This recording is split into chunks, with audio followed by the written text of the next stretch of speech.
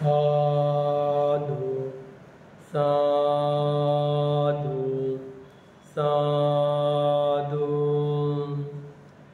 नमो तस्स भगवतो अरहतो सम्मा सम्बुद्धस्स। नमो तस्स भगवतो अरहतो सम्मा सम्बुद्धस्स। नमो तस्स भगवतो अरहतो सम्मा सम्बुद्धस्स। साधु साधु साधु।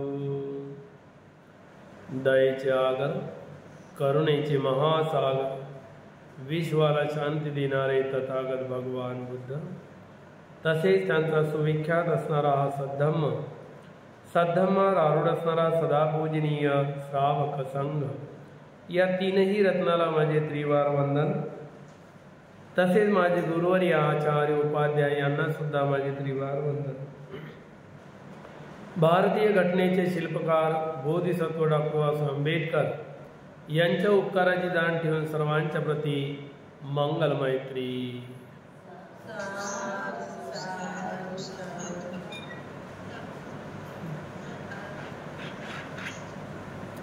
तर आपण कालचा विषय कोणता बघितला?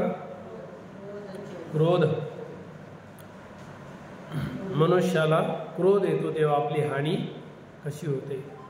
आज आपण त्या क्रोधावर उपाय म्हणून क्रोधाला नष्ट करण्यासाठी काय करावा लागतो आणि आपल्याला क्रोध नष्ट झाल्यावर सुखाची झोप कशी लागते यावर हा उपाय, क्रोधावर उपाय, क्रोध नष्ट करण्याकरिता भगवान बुद्धाने जो उपाय सांगितला गेलेला आहे तो या प्रकारे आहे की आपण त्याचा आज अभ्यास करणार आहोत।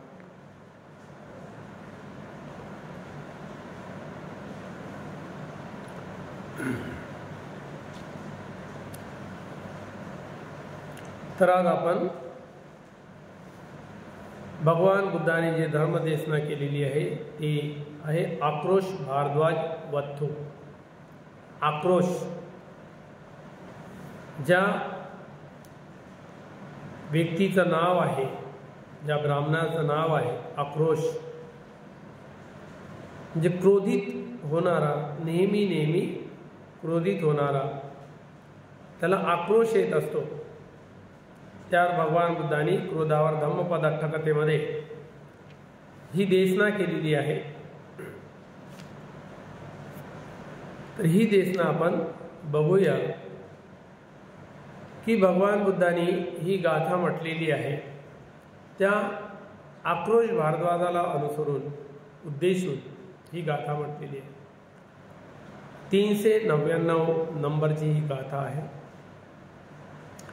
अकोसं वदबंधंच अट्ठोयो तितिखति खन्ति बलं बलनिकं तमहं ब्रूमि ब्राह्मणंति। भगवान बुद्धांनी ही गाथा म्हटलेली आहे। अक्कोसं वद बंधंच अठुठ्ठो यो तितिखति खन्ति बलं बलानिकं तमहं ब्रूमि ब्राह्मणंति। भगवान बुद्ध या गाथेमध्ये समजून सांगतात, ही गाथा भगवंतांनी वेळुवनामध्ये साधना करते वेळी आक्रोशक भारद्वाज याला उद्देशून म्हटलेली आहे।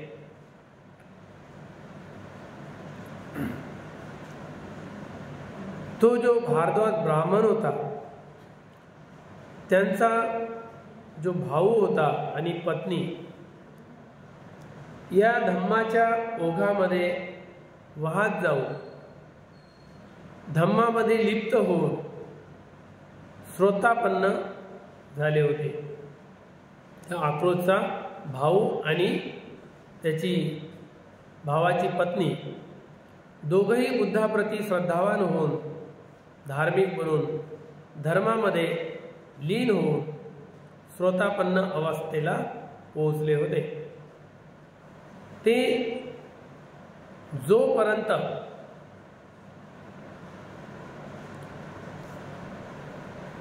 जेव्हा कधी त्यांना त्याची जी पत्नी होती ती पत्नी कशी होती की जेव्हा जेव्हा तिला काही खेकारायचं आहे, खासी येते आहे, खोकला येते, तेव्हा तेव्हा किंवा जेव्हा ती चालताना लडखडली, ती अशी इकडे तिकडे तिचा बॅलन्स बिघडून रस्त्याने चालताना ती डामाडोल झाली किंवा एखाद्या दगडाला किंवा वस्तूला तिची ठोकर लागली, तेव्हा तेव्हा ती काय करायची? भगवान बुद्धाला वंदन करायचे। खोकला आला तरी, खासली तरी, ठोकर लागली तरी, अशी रस्त्याने चालताना डामाडोल झाली तरी किंवा एखादी वस्तूला ठोकर लागली काही, तेव्हा तेव्हा ती भगवान बुद्धाचं नाव घ्यायची आणि वंदन करायची, प्रणाम करायची। या मंत्राच्या उच्चाराने भगवान बुद्धाला ती संबोधन करायची, बोलायची, भगवान बुद्धाचं चिंतन करायची, भगवान बुद्धाचं नाव घ्यायची। कशा प्रकारे ती वंदन करायची की भगवान अनंत सम्यक संबुद्धाला माझे वंदन असो, ती रोज म्हणायची। कधी म्हणायची? जेव्हा तिला खासी आली, खोकला आला किंवा ती खेकरायला लागली, गळ्यात काही वाटलं असं त्रास झाल्यासारखं किंवा ठोकर लागली किंवा ती थोडीशी चालताना डगमगली, शरीर तिचं थोडं अस्थिर झालं किंवा तिला कोणत्या वस्तूची ठोकर लागली, तेव्हा तेव्हा ती भगवान बुद्धाचं नाव घेऊन असं म्हणायची की भगवान अनंत सम्यक संबुद्धाला माझे वंदन असो। या प्रकारे ती रोज या मंत्राचा ती उच्चारण करत होती। नेहमी या प्रकारे ती आपल्या मुखाने उच्चार करत होती। एक दिवस ती ब्राह्मणी भोजनाच्या वेळेस ती कोणत्या ना कोणत्या कारणाने भोजन वाढताना, भोजन आणताना थोडीशी डगमगली, तिचा बॅलन्स बिघडला, अस्थिर झाली, लडखडली, तेव्हा तिने हा मंत्र उच्चारला, त्या भगवान अनंत सम्यक संबुद्धाला माझे वंदन असो। हे उच्चारण केले तेव्हा त्या ब्राह्मणाने हे ऐकून त्याला इतका क्रोध आला। ते वचन ऐकल्याबरोबर त्याला क्रोध आला। तो ब्राह्मण एकदम क्रोधी झाला। तेव्हा क्रोधी होऊन त्या क्रोधाच्या भरामध्ये तो आपल्या पत्नीला शिवीगाळ करू लागला। ही कशी माझी पत्नी नीच आहे, ही वृषल आहे, जिथे नाही तिथे लडखडताना चालताना त्या सरमुंड्याचं नाव घेते, त्या श्रमणाची प्रशंसा करते। या प्रकारे तो शिवीगाळ करू लागला, तिला फटकारू लागला क्रोधामध्ये। असे म्हणून नंतर तो बोलला, शूद्रे, नीच कुठली, आता थांब, मी जातो आणि तुझ्या त्या श्रमणाशी शास्त्र चर्चा करीन। त्याला हरवतो, आता विचारतो। तो आपल्या पत्नीला म्हणाला की ठीक आहे, आता थांब, आता तू ज्याचं नाव घेतं त्या श्रमणाकडे जाऊन मी आता चांगल्या प्रकारे त्याची खबर घेतो, त्याच्याशी शास्त्र चर्चा करतो आणि पाहतो त्या किती ज्ञानी आहे, किती महान आहे, ते बघायचं आहे मला। असं म्हटलं तेव्हा त्याची पत्नी त्याचे शब्द ऐकून ती ब्राह्मणीन म्हणाली, जशी तुमची इच्छा तसे करा, तुम्हाला जे योग्य वाटते ते तुम्ही करा, परंतु मी नाही मानत की या संसारामध्ये असा कोणी ज्ञानी पैदा झाला असेल की भगवान बुद्धासोबत धर्मचर्चा करेल किंवा शास्त्र चर्चा करेल. त्याची पत्नी म्हणत आहे, मला नाही वाटत या जगामध्ये की कुणी पैदा झाला असेल की भगवान बुद्धासोबत शास्त्र चर्चा करेल. वाटत नाही, शक्य नाही. या प्रकारे ती आपल्या पतीला बोलली. शास्त्र चर्चा करणे भगवान बुद्धासोबत असा करणारा योग्य नाही, झालाच नाही. भगवान बुद्धाला शास्त्र चर्चेमध्ये परास्त करेल असा कोणी या धर्तीवर झालाच नाही. तरी पण काही हरकत नाही, तुम्ही जाता तर जा, चांगली गोष्ट आहे. भगवान बुद्धाला विचारून तुमच्या ज्या शंका कुशंका आहे त्याचं निवारण करा, काय हरकत नाही, जा चर्चा करा. तेव्हा तो ब्राह्मण भगवान बुद्धाच्या जवळ जाऊन प्रणाम केला, वंदन करून एका बाजूला बसला. पहिल्यांदा तर तो वंदन करून हाताने असं 2 हाताने वंदन केलं आणि नंतर एका बाजूला उभा राहिला. उभा राहून भगवान बुद्धाला उभ्या उभीच एका गाथेच्या माध्यमाने विचारू लागला, गौतमा मला हे सांग.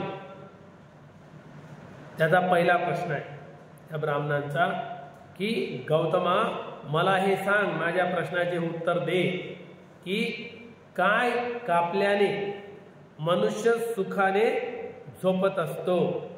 पहिला प्रश्न आहे, काय कापल्याने मनुष्य सुखाने झोपत असतो, पहिला प्रश्न.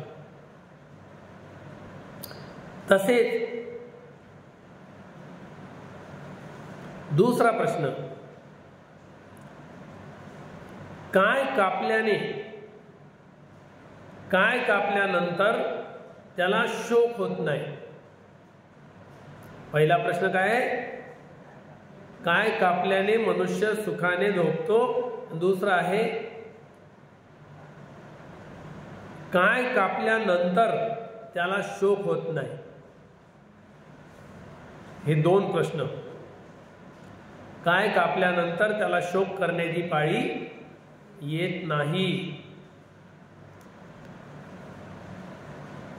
त्यानंतर तिसरा प्रश्न आहे, आणि तसेच आपण कोणत्या एक धर्माचा नाश करणे प्रमुख मानता.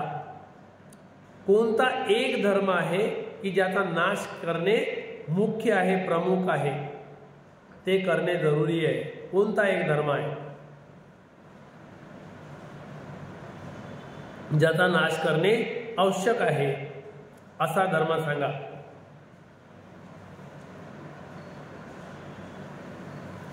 कोणत्या धर्माला तुम्ही मानता की ज्याला धर्माला नष्ट करणे आवश्यक आहे. या प्रकारे त्याचे प्रश्न होते. तेव्हा त्या ब्राह्मणाच्या या शंकेचं निराकरण करण्याच्या हेतूने भगवान बुद्धाने ही गाथा म्हटली.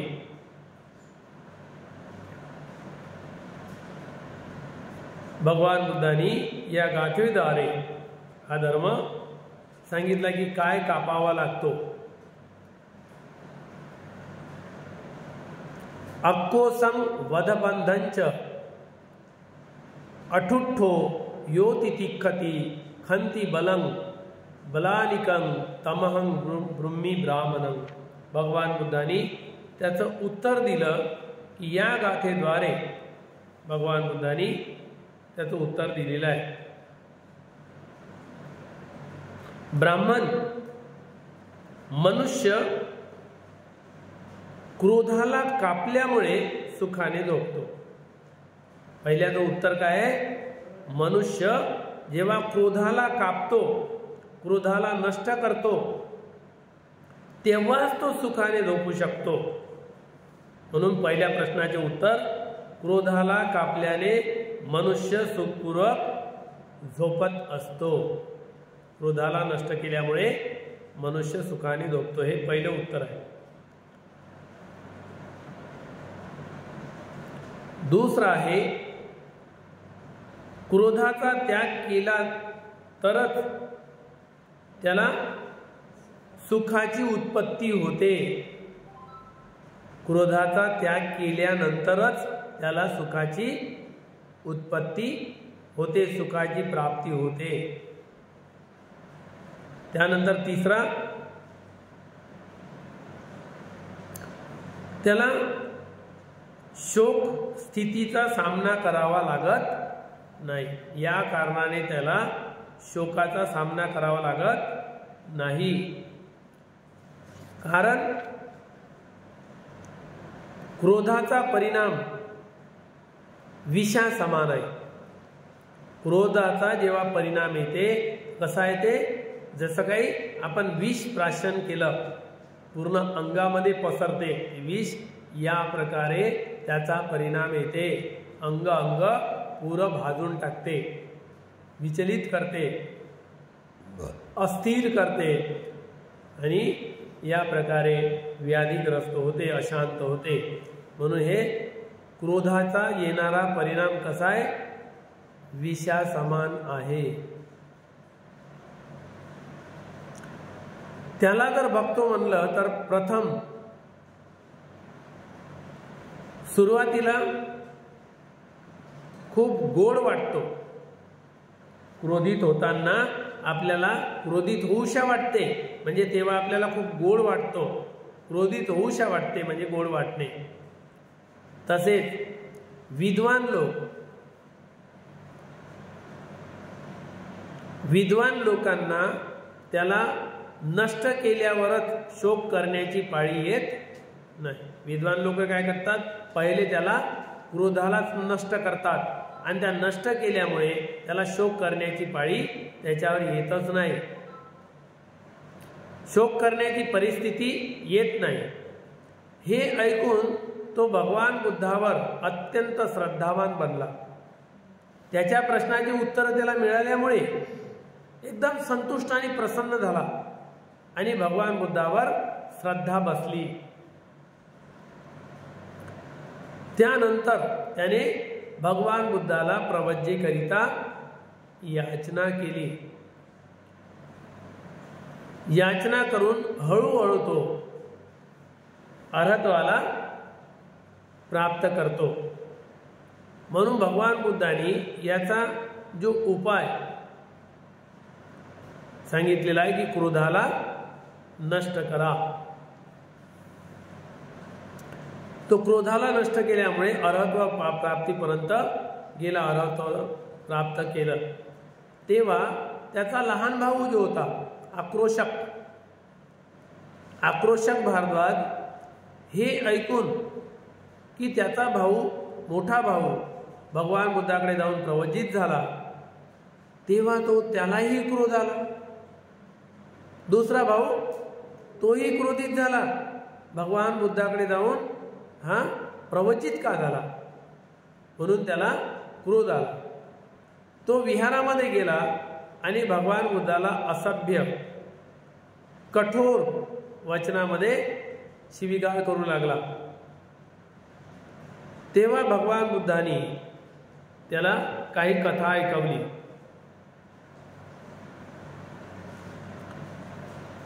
भगवान बुद्धांनी त्याला विचारले, तो एकदमच शिवीगाळ करू लागला भगवान बुद्धाकडे जाऊन. तर भगवान बुद्ध विचारतात, ये बस. क्रोधी व्यक्ती कोणाचा कधी ऐकत नसतो. एकदा क्रोध आलेला म्हणजे नाही बसत. तेव्हा भगवान बुद्ध त्याला समजवतात, अरे बस, ऐकायला तयार नाही. भगवान बुद्ध म्हणतात, ठीक आहे, नको बसू. आणि एक सांग, तुझ्या घरी पाहुणे येतात का? हो येतात. तुला काय करायचं आहे? क्रोधी व्यक्ती तर चांगली उत्तरं देणारच नाही क्रोधामध्ये. त्याचे उत्तर कसे राहणार? विरुद्धच राहणार. तेव्हा भगवान बुद्धांनी त्याला जर विचारलं की तुझ्या घरी पाहुणे येतात का? हो येतात. मग तुला काय करायचं आहे? बरं, दुसऱ्या प्रश्नाचं उत्तर दे. तुझ्या घरी जे पाहुणे येतात तर कधी कधी तुझ्यासाठी काही भेटवस्तू आणतात का? आणतात. त्यात काय मोठीची गोष्ट आहे? ते तुला काय घेणे देणे? माझे पाहुणे, त्याची भेटवस्तू मी बघून घेईन. पुन्हा एका प्रश्नाचं उत्तर दे की तुझ्या घरी जे पाहुणे येतात तुझ्यासाठी जे भेटवस्तू आणतात आणि ते भेटवस्तू घेऊन जर दारातच उभा आहे आणि तू त्याला आतमध्ये घेतलं नाही तर ती भेटवस्तू कोणाची? आणि त्याने ती तुला दिलीही नाही, कारण तो दारात भेटवस्तू घेऊन उभा आहे, तू आतमध्ये त्याला घेतलं नाही आणि ती वस्तू तुला मिळाली नाही, ती कोणाची? ते म्हणते ते काय विचारण्यात मोठीची गोष्ट आहे? ते काय विचारण्यालायक गोष्ट आहे? ज्याच्या हातात वस्तू आहे त्याचीच, माझी कशी होणार? मग भगवान बुद्ध त्याला म्हणतात मग मला हेच म्हणायचं आहे की तू माझ्यासाठी खूप मोठा शिवांचा उपहार आणला. माझ्यासाठी काय घेऊन आला? एक भेट वस्तू आणली तू मला द्यायला, शिवांचा उपहार, आणि तो घेऊन तू दारामध्ये उभा आहे. खूप शिवी आहे तुझ्याकडे, भेट वस्तू आणली माझ्यासाठी, पण ती भेट वस्तू मी स्वीकारत नाही. ती कोणाची? ज्याच्या हातात आहे त्याची, ज्याच्या जवळ आहे त्याची.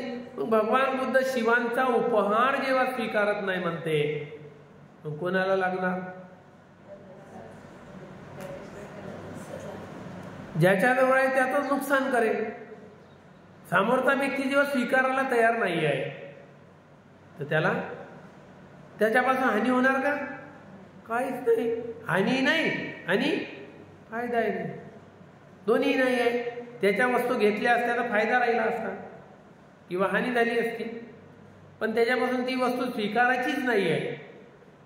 खूप मोठा शिवांचा उपहार आणला, दुनियाभराच्या शिवा जमा करून आणल्या. आता मी याच्याजवळ जाईल, आतमध्ये जाईल, मग मस्त याच्याशी चर्चा करीन, मस्त शिवा देईल. आपण काय करतो? तो शत्रू शोधतो, जोपर्यंत माझ्या समोर तर येऊ दे, माझी भेट तर होऊ दे, मग सांगतो. काय सांगतो? जे माझ्याजवळ आहे ते देतो त्यांना भेट. काय आपल्याजवळ तेव्हा? कोणती भेट आहे? त्याला खुश करण्याची भेट आहे.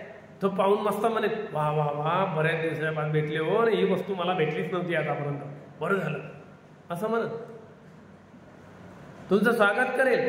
काय उपहार आणला तुम्ही, वा, याची तारीफ करण्याची आता कमी पडते शब्द, असं म्हणणार नाही, म्हणणारच नाही.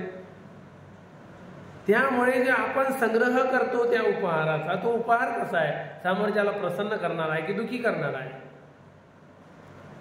आणि स्वीकारतो, खुशी खुशी स्वीकारतो. पुन्हा आपण हा तू 4 शिवा दे, मी 10 देतो, चिंता करू नको, मी तुझ्यापेक्षा काही कमजोर नाही आहे, बस. पण भगवान बुद्धांनी ब्रेक लावायला सांगितलं की जो व्यक्ती आपल्यासाठी हानिकारक उपहार आणत असेल तर ते स्वीकारण्याची गरज नाही आहे. भगवान बुद्धांनी तेच त्याला विचारलं की तो उपहार मला नको आहे. त्याला विचार पडला की आता पुढे काय करू? स्वीकारतच नाही म्हणते, आता काय करू? तेव्हा तो त्याला नरम पडला आणि विचार करू लागला, डोकं खाजवू लागला की आता काय करू?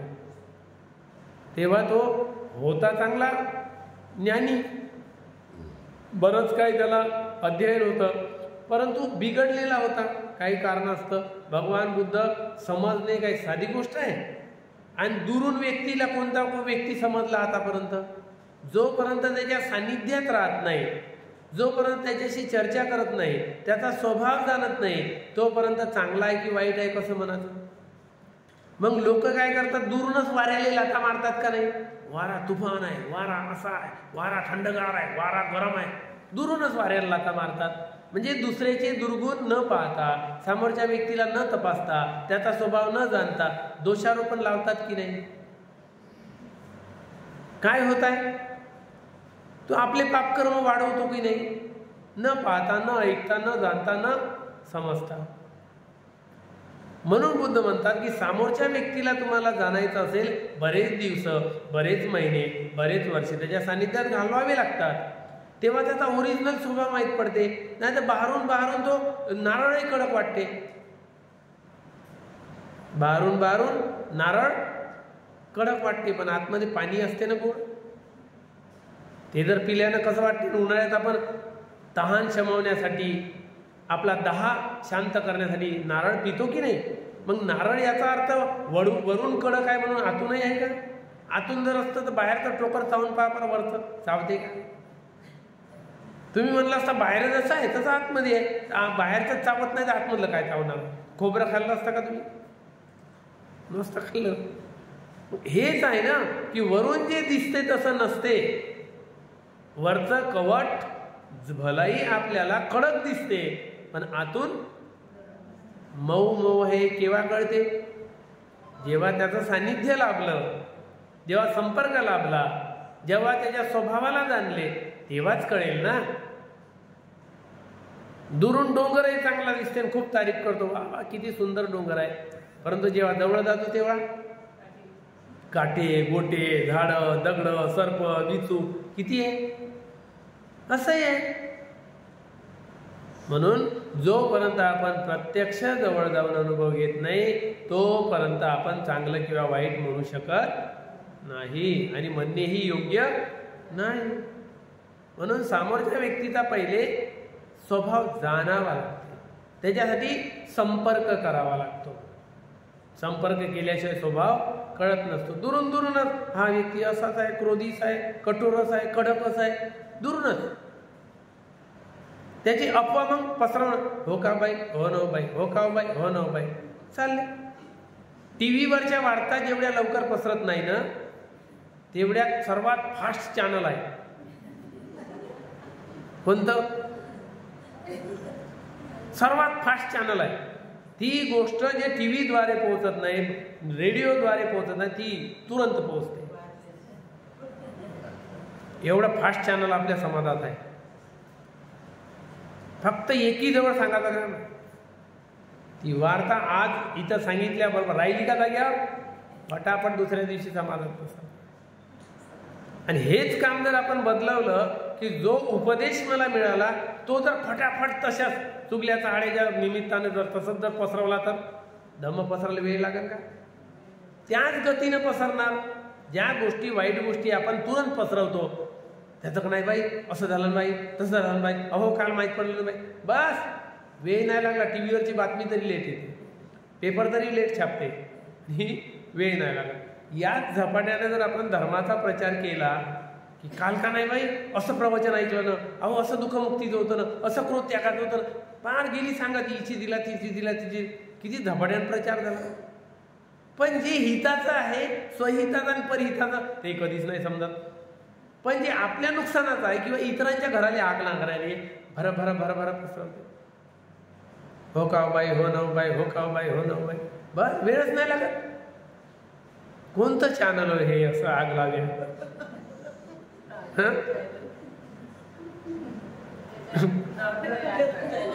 ते फ्रीवर. अरे तुमच्या चॅनलच्या थोड्या बटनात हे करा, कोणत्या चॅनलवर कोणतं पाहायचं दृश्य ते तर पहा, आणि कोणत्या दृश्याचा प्रचार करायचा ते तर ठरवा. चांगली गोष्ट आहे प्रचार करणे, परंतु ज्या लोकहिताच्या आहे त्याच गोष्टीचा प्रचार करा. तुमच्या कल्याणाच्या आहे त्या गोष्टीचा प्रचार करा. पण आम्ही अफवेला बळी पडतो. बातमी आली बाई व्हॉट्सअपवर, दे सारखं होऊन समोर, पापाचे वालीदार ठरतो सारे.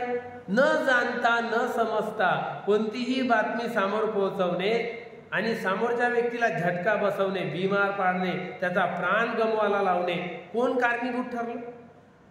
समोरच्याला जर एखादी सदमा पोहोचला आणि पटकन त्याने जहर घेतलं, फाशी लागला किंवा मरून गेला, कोण जबाबदार?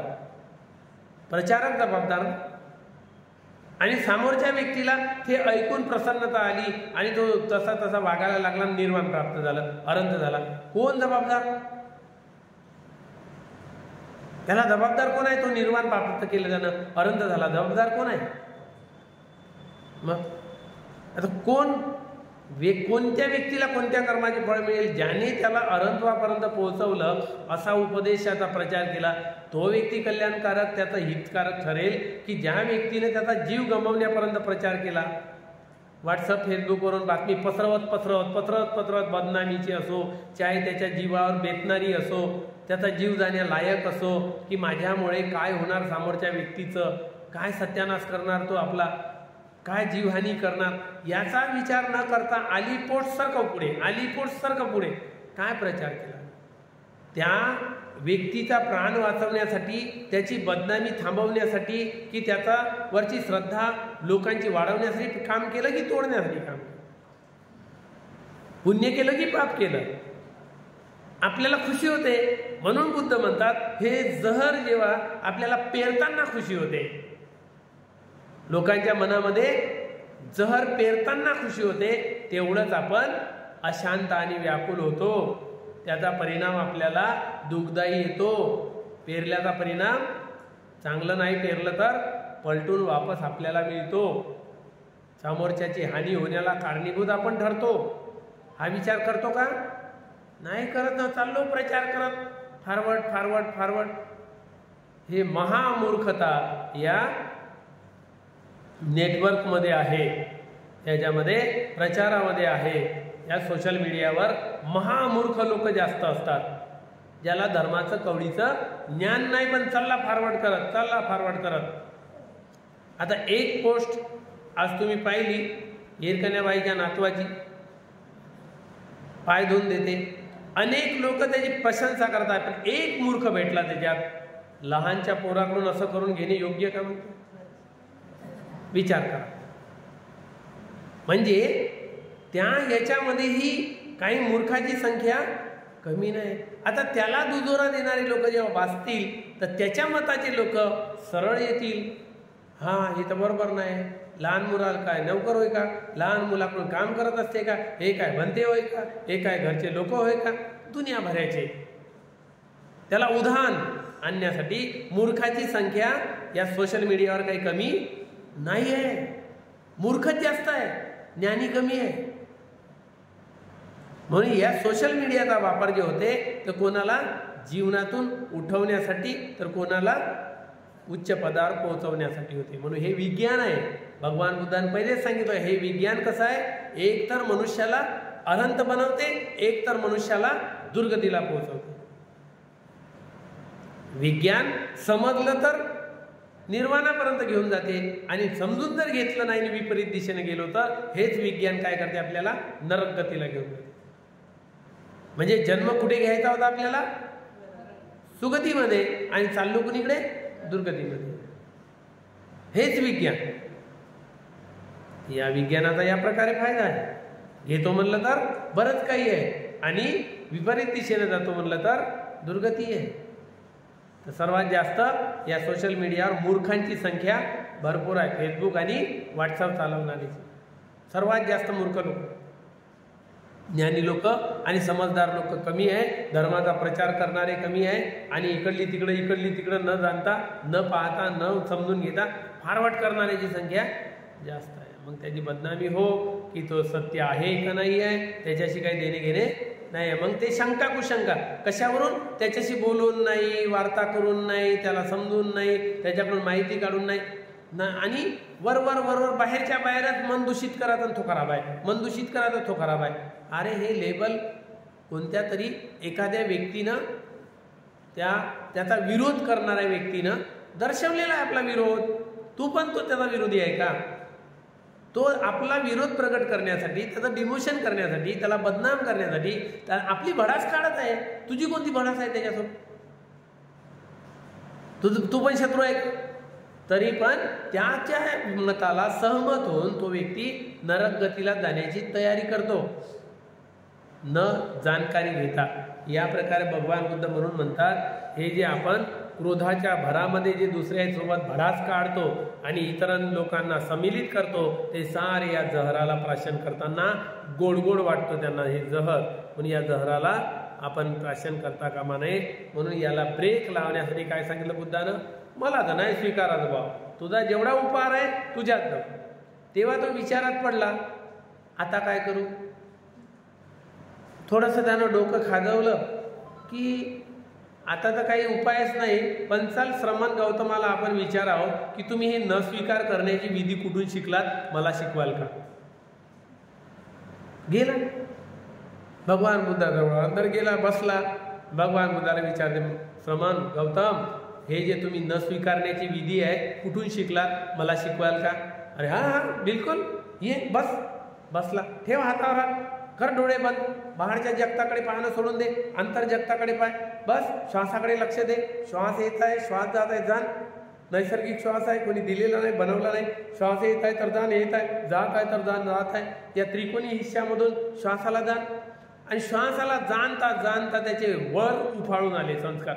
अरे मी क्रोधाच्या भरात बोललो ना श्रमण गौतमाला, क्रोधाने माझं शरीर तर जाळलेलं आहे, पूर्ण रोम रोम माझं पूर्ण विचलित झालेलं आहे, पूर्ण जलन उत्पन्न झालेली आहे, काठीच्या काठी उमटलेली आहे, पूर्ण शरीर तणावात आहे. जाणत आहे तो श्वासाला पाहता पाहता एक एक संस्कार तो जाणत आहे की बघ घरून तू कसा आला, क्रोधित आला, थरथर कापत आला, बघ तुझे हातपाय हलत होते, तुझं शरीर पूर्ण सोलल्यासारखं वाटत होतं, अंगार पेटलेली आहे, बघ श्वासाला, बघ वेदनेला, बघ श्वासाला, बघ वेदनेला. भगवान बुद्धांनी त्याच्या वेदना कशा उत्पन्न होते, कशामुळे होत आहे? संस्कारामुळे, तुझ क्रोधामुळे, द्वेषामुळे, ईर्षेमुळे. बघ संस्कार कसे उत्पन्न होत आहे तुझ्या शरीरावर. समतेत राह.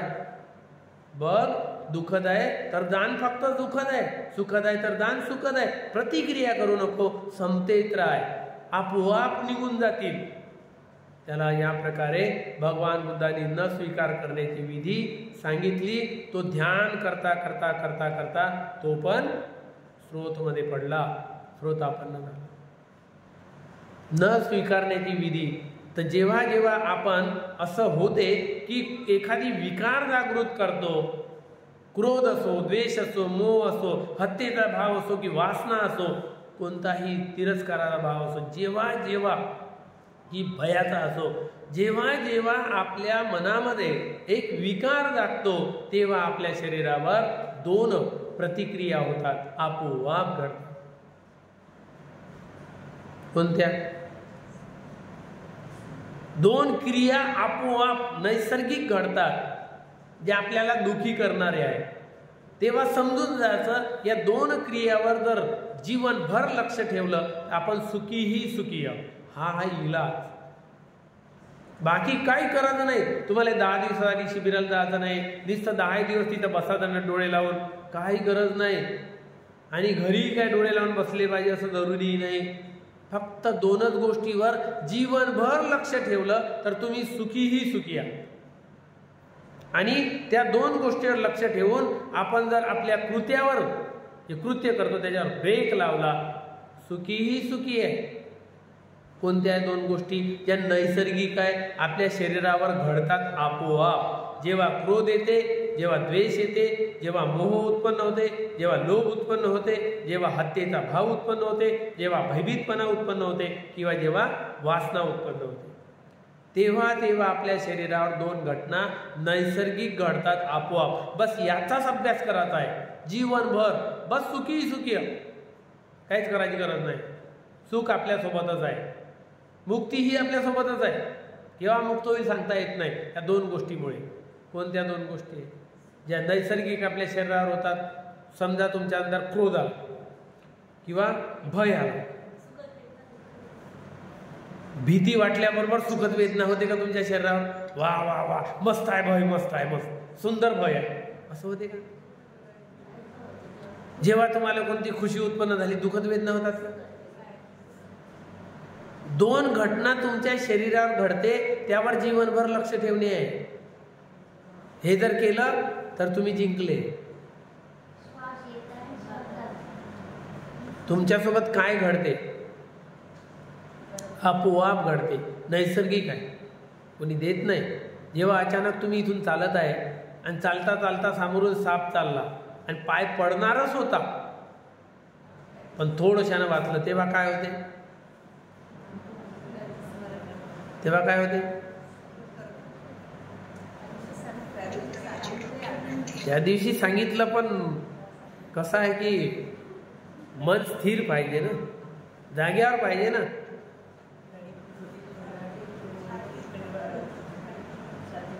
आपलं जाग्यावर नाही आहे ना, त्याच्यामुळे सारं गेलेलं आहे.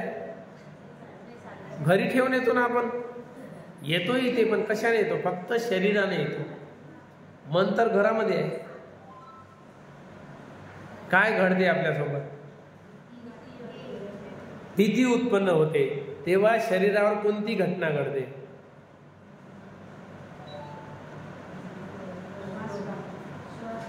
हा, पहिली घटना कोणती आहे? काय होते? श्वासाची गती तेज होते. पहिली घटना.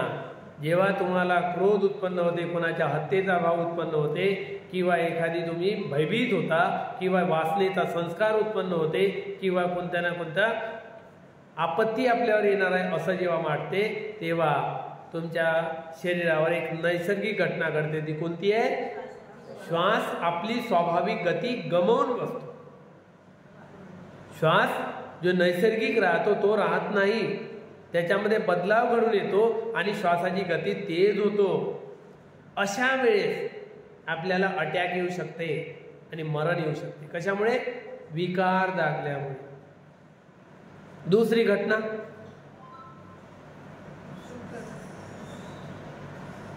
दुसरी घटना कोणती?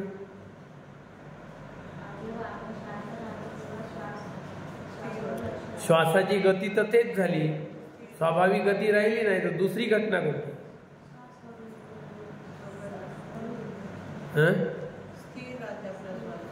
स्थिर राहते. क्रोधाच्या वेळी स्थिर राहते.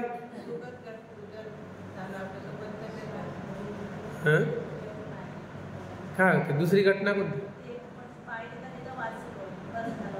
दुसरी घटना आपल्या शरीरावर घडते जी हानिकारक आहे, ती कोणती? पहिली घटना तर झाली की श्वास आपली स्वाभाविकता गमावून बसते, श्वास तेज होते. दुसरी घटना कोणती?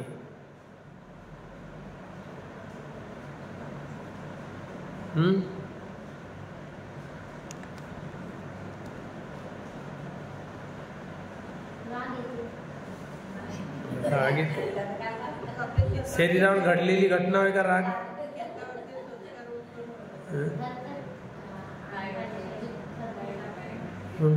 असे कितीही भंते येऊन तुम्हाला शिकवण, तरी नळी फुंकली सोनारे, इकडून तिकडे गेले वारे, अशीच अवस्था राहणार. जेव्हा जास्त दिवसही झाले नाही शिकवलं तरी नाही माहित. तुम्ही सांगा, ऑनलाईनचे लोक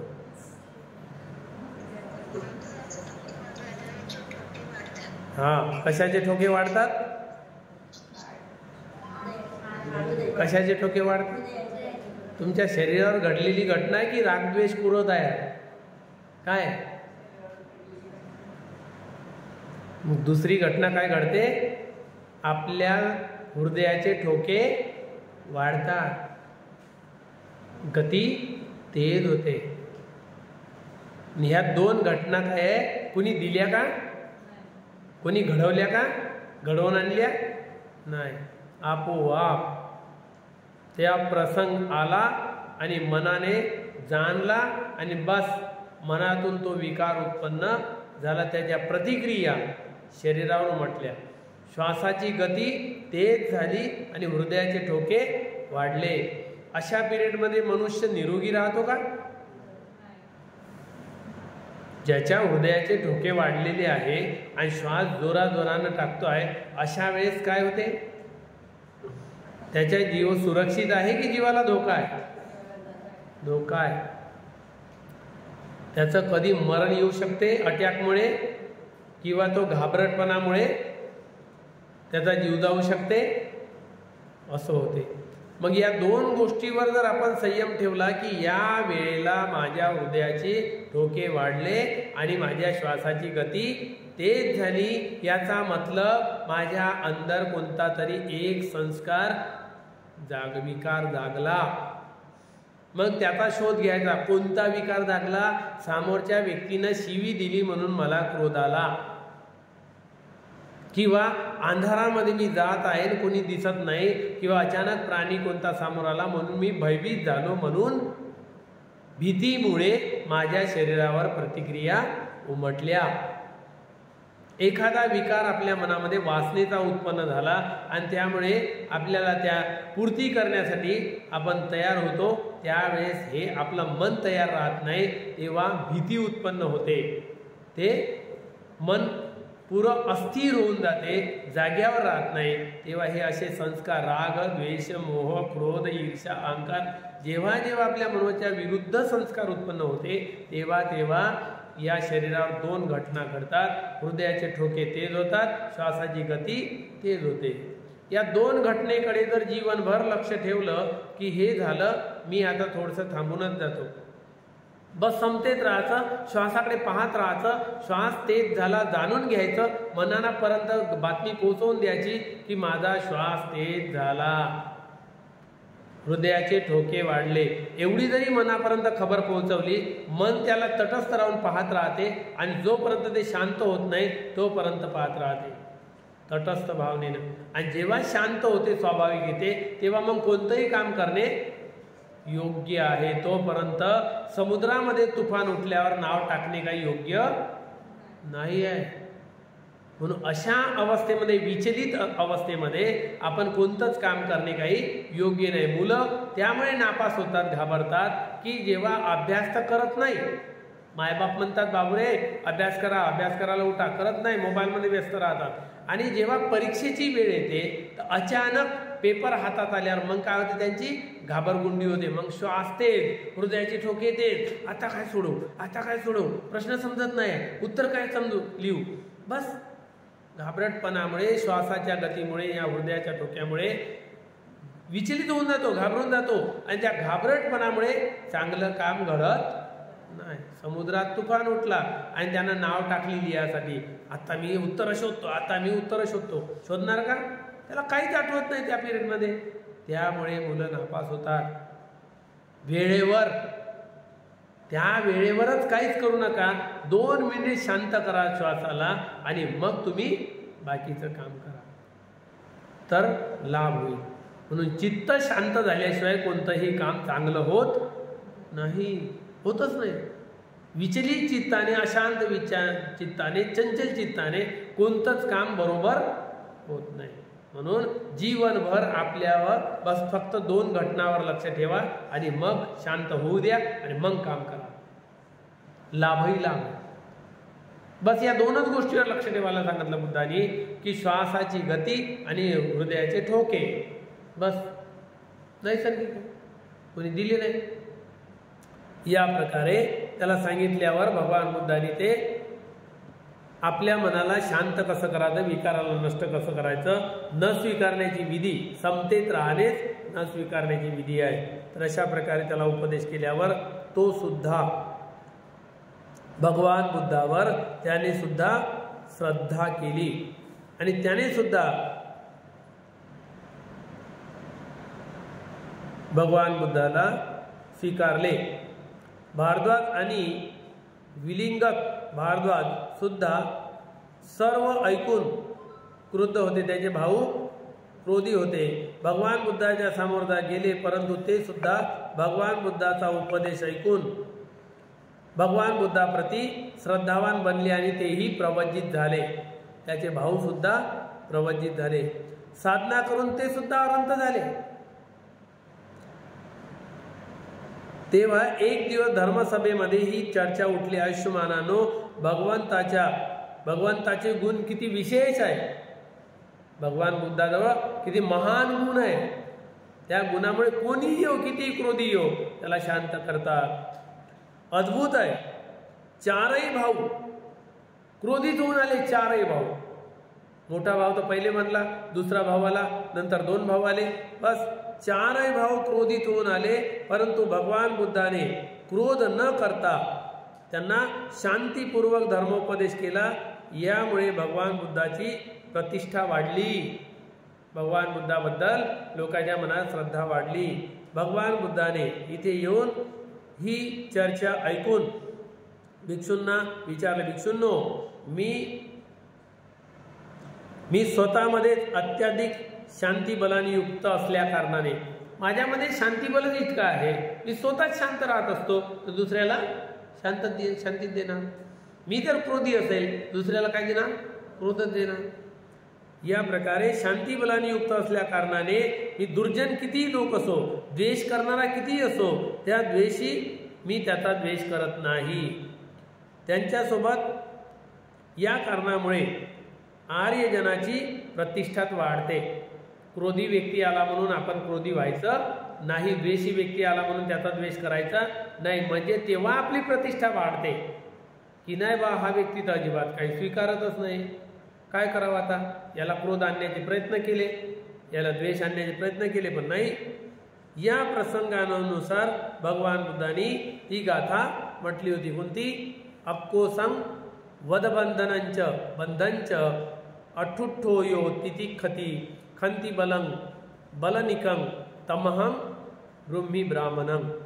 या प्रकारे भगवान बुद्ध म्हणतात की जो मनुष्य आपल्या चित्ताला दूषित केल्याविना दुर्जनांना अपशब्द न बोलता, मारपीट न करता, कोणत्याही प्रकारच्या बंधन सर्व काही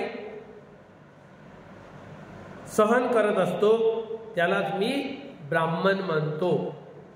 जो व्यक्ती या सर्व याला सहन करतो आणि क्षमा करतो, ज्याचं जे हे बल आहे, क्षमा करणे ज्याचं बल आहे, तो त्याच्याजवळ शांती आहे, त्यालाच मी ब्राह्मण म्हणतो.